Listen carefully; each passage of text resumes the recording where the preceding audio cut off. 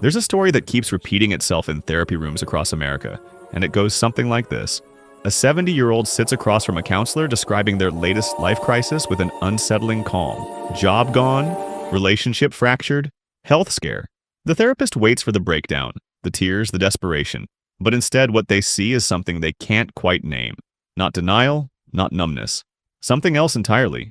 I've been through worse, the client says, and there's no bravado in it. Just fact. The therapist makes a note. Born 1954, child of the 60s. And suddenly, things start making sense. Because here's what nobody tells you about people who grew up in that decade. They carry a psychological signature that researchers are only now learning to decode. A specific set of mental wirings that make them fundamentally different from every generation that came before or after. And the strange part? Most of them don't even realize they have it. Picture yourself at 9 years old, sitting in your classroom on a Tuesday afternoon. The sun is streaming through windows that don't have blinds because nobody's worried about UV exposure yet. You're half listening to your teacher explain long division, when suddenly, without warning, a siren begins to wail. Not a fire drill, something else. Something that makes your stomach drop even though you've done this dozens of times before. The teacher's voice shifts, gets quieter but somehow more urgent. Under your desks, now. You drop to the floor. Tuck yourself into a ball beneath wood and metal that you already understand won't protect you from anything real. Your friend Sarah is breathing fast beside you. Tommy is making jokes because that's how Tommy handles fear. And you? You're doing something remarkable, something you won't have words for until you're much older. You're splitting yourself in two. Part of you is genuinely afraid. The sirens mean danger. The adults are scared. You can see it in their eyes even when they smile. Somewhere out there, missiles exist that could turn your city into ash in seconds. This is real. This matters. But another part of you, a part that's growing stronger with each drill, is thinking about something else entirely. About whether you'll get to play kickball at recess. About the birthday party this weekend. About the puppy your neighbor just got that you're hoping to play with after school. You're learning, without anyone teaching you explicitly, how to hold terror and normalcy in the same hand. How to acknowledge that everything could end while still planning for tomorrow. How to live with apocalypse as background noise. Psychologists have a term for this now. Compartmentalization at a neurological level. But it's more than that. It's an entire framework for existing in uncertainty that got built into these children before their brains finished developing. They learned young, viscerally, that you can't stop living just because you might die. The all-clear sounds. You crawl back into your seat. Within minutes, the classroom is normal again. Pencils scratching paper. Someone asking to go to the bathroom. The teacher back to long division as if nothing happened. And that's the point. Life continues. It always continues. Until it doesn't. This psychological split, this ability to function in the shadow of existential dread, created something unexpected. Not traumatized adults who can't handle stress, but people who've been stress tested since childhood. People who developed an almost eerie capacity to stay functional when everything around them is falling apart. Fast forward 60 years. These same people are the ones you see walking through modern crises, personal and collective, with what looks like inexplicable composure. Economic crashes, pandemics, political chaos. And while younger generations spiral into anxiety, these 60 and 70-somethings just manage. They're not superhuman. They're not in denial. They're just operating from a psychological baseline that was calibrated differently. Because when you've practiced for nuclear annihilation before you learn to do fractions, regular disaster loses some of its power to destroy you. But here's where it gets interesting. This wasn't the only paradox they learned to hold. Not even close. Let me take you to another scene, a different kind of formative moment that happened not in a classroom, but in living rooms across the country. It's Sunday evening, February 1964. Your whole family is gathered around the only television in the house, a small black and white set that took 10 minutes to warm up. Your father is reading the paper. Your mother is doing needlework. Your siblings are scattered on the floor. And then Ed Sullivan introduces 4 young men from England. The screaming that comes through the television speaker is so intense it distorts. Your older sister sits up straighter. Your mother looks concerned. Your father mutters something about long hair. But you're watching something else. You're watching the world change in real time. The Beatles aren't just singing. They're demonstrating something profound. That everything your parents told you was fixed, permanent, the way things are, might actually be negotiable. That 4 regular people from working-class Liverpool could walk onto a stage and cause this much disruption. That culture itself could shift beneath your feet in a single evening. You don't have the language for it yet. You won't for years, but you're absorbing a lesson that will shape everything about how you approach the future. Change happens fast, and the impossible becomes normal overnight. This created adults who aren't frightened by disruption the way other generations often are. They've seen the entire landscape transform multiple times. They know that what seems solid today might be antiquated tomorrow. That revolution isn't something that happens in history books. It's something that can happen on a Tuesday. But wait, because here comes the other side of that coin, the dark twin of rapid change. November 22nd, 1963. You're sent home from school early. Nobody explains why clearly, but you can tell something terrible has happened. You walk into your house, and your mother is crying in front of the television. Walter Cronkite is removing his glasses, and you learn that the president has been shot, killed, gone. You're too young to understand all the political implications, but you understand this. The person who's supposed to be the most protected, most powerful, most safe person in the country just died violently. If he's not safe, who is? Then it happens again, Martin Luther King. You watched him give speeches, watched him march, watched him represent the idea that things could get better, shot dead. And again, Bobby Kennedy, right in the middle of a presidential campaign, right when hope was building again, gone. 3 assassinations in 5 years, 3 times watching hope personified get destroyed on television. 3 times learning that progress can be murdered, that heroes are mortal, that fighting for something better doesn't mean you'll live to see it. This is the other half of the paradox. These children watch the world transform at lightning speed and watch that transformation get violently interrupted. They learned that change is both inevitable and fragile, that revolution and assassination can coexist in the same timeline. So they became adults who hold both truths without flinching, people who believe things can get better but don't expect it to be easy, who hope without being naive, who fight without assuming victory, who keep going even when their heroes fall. This isn't optimism. This isn't pessimism. It's something else entirely. Something more complex and more durable than either. And we haven't even gotten to the strangest part yet. But to understand that, we need to go somewhere most people never think to look. To the empty hours between events, to the spaces where nothing was happening and everything was being learned. Let me ask you something. When was the last time you were truly deeply bored, not just waiting for your coffee, not scrolling mindlessly while half watching TV, but genuinely without stimulation, without options, without escape? Just you and empty time stretching ahead like a desert. If you're under 50, you probably can't remember. If you're 65 or older, you lived in that desert for years, and it built something in you that's becoming extinct in the modern world. Picture a Saturday afternoon in 1967. You're 10 years old. You wake up, eat breakfast, watch cartoons for exactly 2 hours because that's all that's on. Then the TV switches to fishing shows and golf. You could keep watching, but even at 10, you know that's a sign of true desperation. So you turn it off. And now what? Your parents are home but busy. Your father is fixing something in the garage. Your mother is cleaning or cooking or doing one of the 1,000 tasks that filled adult lives before automation. They're not going to entertain you. That's not how things work. You're a child, not a guest. Your friends? Maybe they're home. Maybe they're not. You'd have to walk to their houses to find out. No texting, no calling. Their parents would answer, and you'd have to ask permission to speak to your friend, which feels awkward. You could try, but it might be a wasted trip. The library is closed on weekends. The stores are mostly closed too, except for the corner shop, and you don't have money for candy. There's no money for anything, actually. Resources are tight, and recreational spending isn't really a concept yet. So you're stuck with this. Time. Empty, unfilled, unstructured time. Hours of it. And something remarkable happens in your brain. For the first 15 minutes, you're restless, wandering from room to room, opening the fridge even though you're not hungry, sighing dramatically in case anyone will take pity on you. Nobody does. 30 minutes in, the restlessness shifts into something else, a kind of uncomfortable stillness. You're sitting on your bed now or lying in the grass in the backyard, and you're just existing, not doing, just being. Your mind starts to wander. You think about the book you read last week. You think about whether you could build a treehouse if you found enough wood. You wonder what it would be like to live on Mars. You invent an elaborate fantasy about being a spy.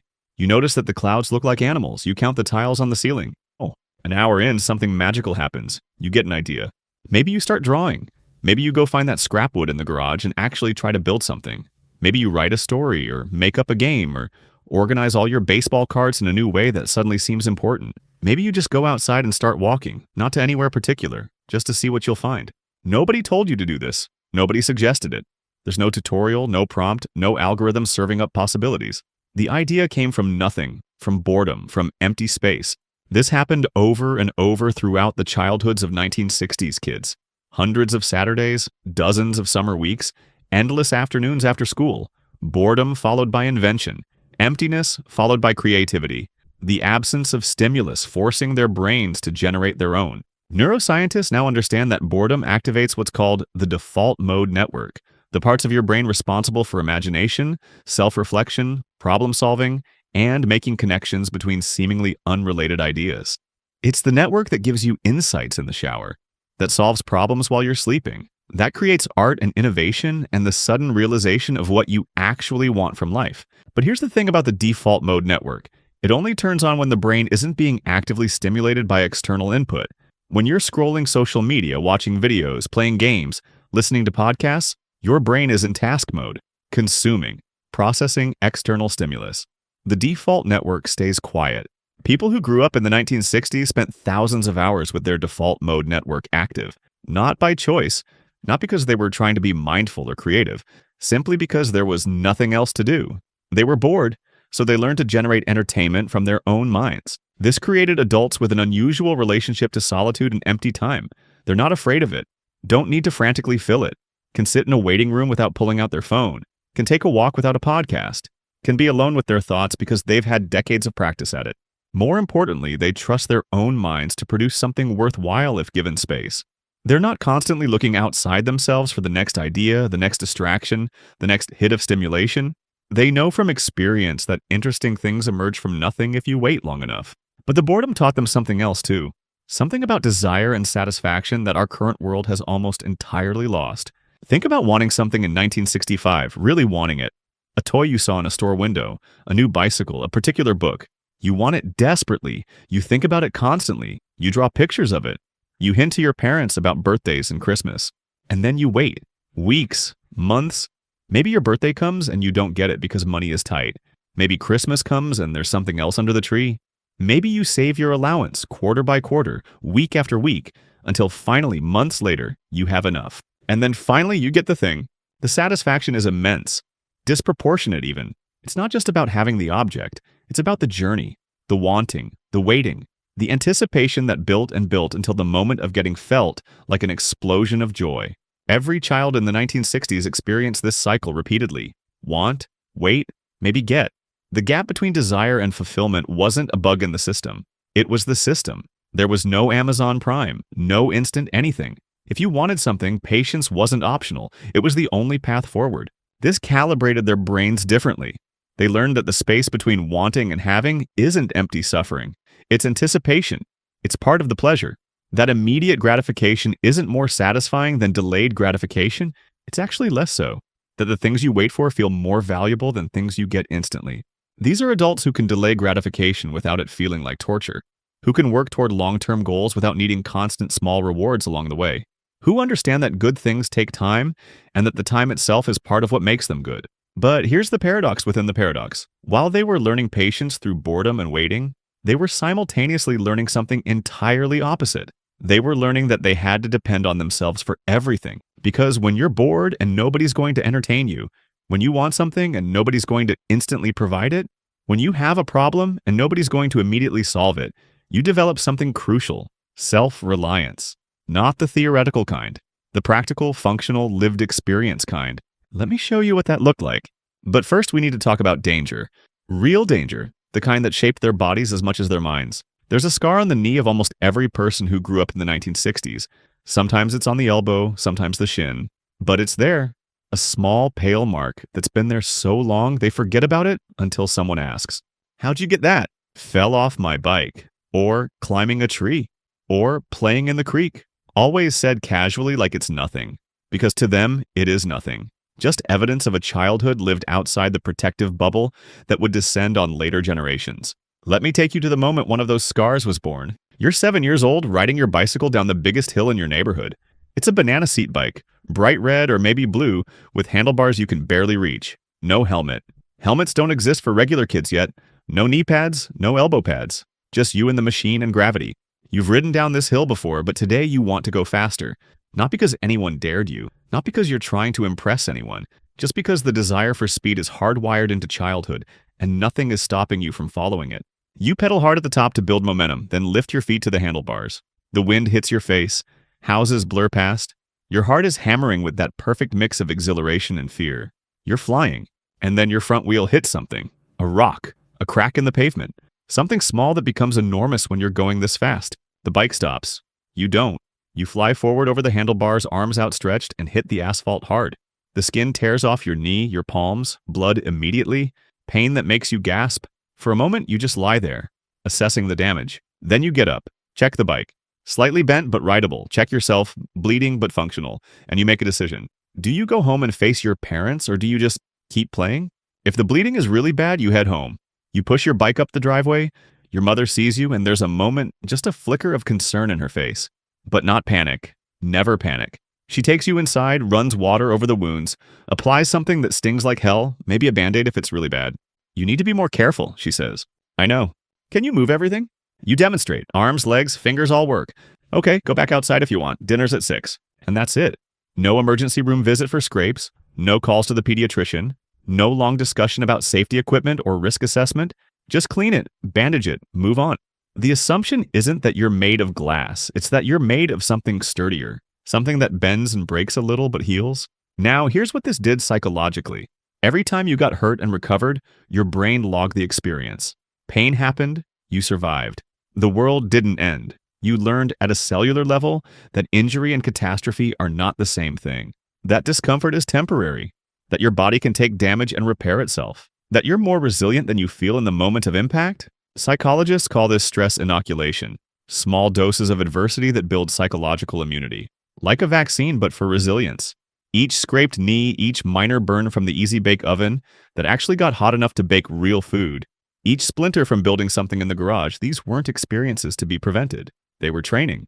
And the training worked. These became adults who don't catastrophize pain, who can distinguish between this hurts and this is dangerous, who trust their bodies to handle discomfort, who don't rush to the emergency room for every ache because they've developed an internal calibration system that knows the difference between concerning and manageable.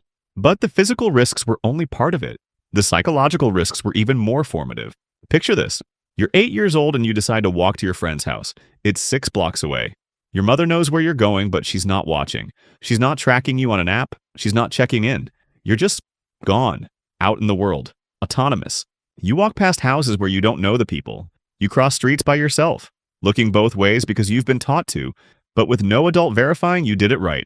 You walk past the yard where a mean dog sometimes barks, past the corner store where teenagers hang out smoking, past empty lots and alleys and all the small dangers that exist in any neighborhood. And you're scared. A little. Just enough to keep you alert. Just enough to make you pay attention to your surroundings. Just enough to teach you to trust your instincts about which situations feel wrong and which ones just feel unfamiliar. You arrive at your friend's house, knock on the door. They're home. You've successfully navigated the journey. Your brain logs this too. Risk taken, challenge met, confidence earned. This happened over and over. Small journeys into autonomy. Each one expanding the radius of your known world. Each one teaching you that you can handle being alone, that you can make decisions, that the world is navigable if you pay attention. The children of the 1960s had a kind of freedom that looks almost reckless by modern standards. They left the house in the morning and came back at dinner.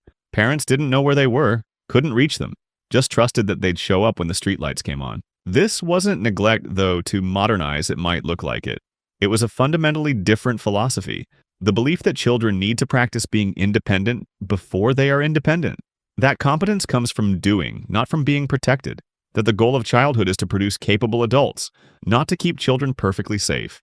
And it worked. These children became adults who trust themselves in unfamiliar situations, who can navigate complexity without immediate guidance, who don't panic when they don't know what to do, because they've practiced figuring things out since they were 6 years old. But here's the shadow side, the cost that nobody talks about. Because this freedom came with real dangers that sometimes had real consequences. Not every child who ran wild through the neighborhood came home unscathed. Not every risk ended in nothing but confidence and character building. Some kids got seriously hurt. Some got lost. Some had experiences with strangers that weren't harmless. The world was genuinely less safe for unsupervised children. Or maybe it was equally dangerous, but the dangers were less acknowledged. The generation that grew up with so much freedom also learned to carry secrets. To not tell adults about the close calls, the times things could have gone wrong, the moments when they were genuinely in over their heads but managed to get out anyway. This created a complicated legacy. They're incredibly self-reliant, yes, impressively resilient, absolutely, but sometimes to the point of not asking for help even when they need it, of believing they should be able to handle anything alone, of carrying burdens longer than they should because asking for support feels like admitting failure. It's a strength that's also a limitation, a gift that came with a cost. Like everything else about growing up in that decade, it's not simple, not purely good or purely bad, just formative in ways that created a very specific type of human. And nowhere is this complexity more apparent than in what happened when these children became witnesses to things children should never have to see. Here's what almost no one talks about when they romanticize the 1960s, what it did to the children who watched. It's 1968. You're 11 years old sitting in your living room after school. The television is on because it's always on in the evening. Your father is reading the paper. Your mother is making dinner. You're doing homework on the floor, half listening to the news. And then the footage plays. Real combat footage from Vietnam. Soldiers running through jungle, helicopters, explosions. Bodies being loaded onto stretchers, some of them moving, some of them not. The correspondent's voice is describing casualties, numbers, but you're not hearing numbers. You're seeing people your older brother's age bleeding in a jungle on the other side of the world. Nobody changes the channel. Nobody sends you out of the room. Nobody says this isn't appropriate for children. You're just expected to absorb it, to develop whatever coping mechanism you need to process that the world contains this kind of violence and that adults have decided it's necessary. You don't have the psychological vocabulary to handle what you're seeing. You just know it makes you feel sick and scared and angry in ways you can't articulate. And then dinner is ready and you go eat and no one talks about what you just watched. This happened night after night. Vietnam was the first war broadcast into living rooms in real time. And children absorbed it all. The footage, the body counts. Walter Cronkite's increasingly grim face.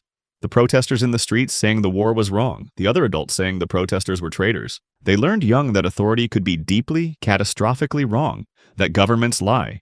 That the adults aren't always in control. That the world their parents built had cracks wide enough to swallow hundreds of thousands of lives. And mixed in with the war footage were the assassinations. Kennedy, King, Kennedy again. Not historical events in textbooks, but things happening in their actual childhood. Heroes being murdered on television while they watched. They saw Martin Luther King talk about dreams coming true and then saw him killed for those dreams. They saw Bobby Kennedy winning California and then saw him bleeding out on a hotel kitchen floor. They learned that progress has a price. That people who fight for justice often don't live to see it. That hope and tragedy are permanent companions. This created a generation with no illusions. No naive faith that everything will work out. No trust that institutions will protect them. They'd seen too much too young, absorbed too many contradictions, watched too many things that weren't supposed to happen actually happen. But here's the remarkable thing. This didn't break them. It made them clearer. They became adults who can look at hard truths without flinching, who don't need comforting lies, who can hold complexity without needing to simplify it into good guys and bad guys. They watched the world fail spectacularly during their formative years and somehow came out of it not cynical but realistic. There's a difference. Cynicism says nothing can get better. Realism says things can get better, but it's going to be hard, and progress isn't guaranteed, and you have to keep fighting even when your heroes fall, even when the cause seems lost, even when you might not live to see the victory. They watched Neil Armstrong walk on the moon in July 1969 and learned that impossible things can become real. And they watched My Lai massacre reports and learned that human beings are capable of atrocities. They held both truths, the moon landing and the massacre. Human potential and human horror, both real, both part of the same species, both part of the same moment in history. This is their psychological signature, the ability to hold contradiction without needing to resolve it, to believe things can get better while knowing they might get worse, to hope without being naive, to doubt without being paralyzed. And maybe most importantly, they learned something about meaning, about what makes a life worthwhile when you know it's all temporary. When you've practiced for nuclear annihilation and watched your heroes die and seen the best and worst of humanity before you finished puberty. They learned that meaning doesn't come from safety. It doesn't come from comfort. It doesn't come from guaranteed outcomes or protection from suffering. It comes from doing things that matter even when the outcome is uncertain, from fighting for causes bigger than yourself, from loving people even though you'll lose them, from building things even though they might not last. This is what the 1960s carved into a generation. Not optimism, not pessimism, something more durable than either. A kind of existential courage, the ability to keep going even when you know how bad things can get, even when you've seen firsthand that tragedy is always possible, even when there's no guarantee any of it will work out. They're old now, this generation, in their 60s and 70s, and they carry this quality that younger generations can feel but can't quite name, a steadiness, a lack of panic, an ability to weather whatever comes without falling apart. Because they learned early that falling apart is a luxury, that when things get bad, really bad, someone has to keep functioning. Someone has to make dinner and help with homework and go to work and maintain the structures that keep life moving forward. They learned this by watching their parents do it during the Cuban Missile Crisis, by doing it themselves during duck and cover drills, by absorbing the lesson that life continues even when you're terrified, especially when you're terrified. So when the economy crashes or a pandemic hits or democracy seems fragile or any of the modern catastrophes unfold, they're not surprised. Not really. They're sad, they're angry, they're disappointed, but not surprised. Because they learned at 8 years old that the world contains these possibilities, that safety is always temporary, that nothing is guaranteed. And yet they keep going, keep building, keep hoping, keep fighting, not because they believe everything will work out, but because they know that giving up guarantees it won't. This is the psychology of people who grew up in the 1960s. It's not simple. It's not comfortable. It wasn't chosen. It was forced on them by history, by technology, by the specific moment they happened to be born into. But it created something we desperately need right now. People who can function in uncertainty, who don't need constant reassurance that everything will be okay, who can take risks without guarantees, who can handle discomfort without treating it as an emergency, who can be alone with their thoughts, who can delay gratification, who trust themselves to figure things out, who believe in progress without expecting it to be easy or linear or quick. They're living proof that resilience isn't something you're born with. It's something you build through experience. Often uncomfortable experience, sometimes painful experience, but experience nonetheless. And maybe that's the final lesson they offer. Not that we should recreate the 1960s with all its dangers and trauma and lack of protection, but that we've maybe gone too far in the other direction. That in our attempt to protect children from all discomfort, we're failing to build the exact capacities that make life navigable. That boredom builds creativity. That risk builds competence. That failure builds resilience. That waiting builds patience. That uncertainty builds adaptability. That witnessing hard truths builds wisdom. The people who grew up in the 1960s didn't choose any of this, but they learned to hold it all. The hope and the horror, the freedom and the danger, the certainty that things can change, and the knowledge that progress is never guaranteed. The ability to practice for the apocalypse and still do their homework. And somehow, maybe because of all of it, they learned the most important lesson of all. You're stronger than you think you are. The world is harder than you wish it was. And that's okay.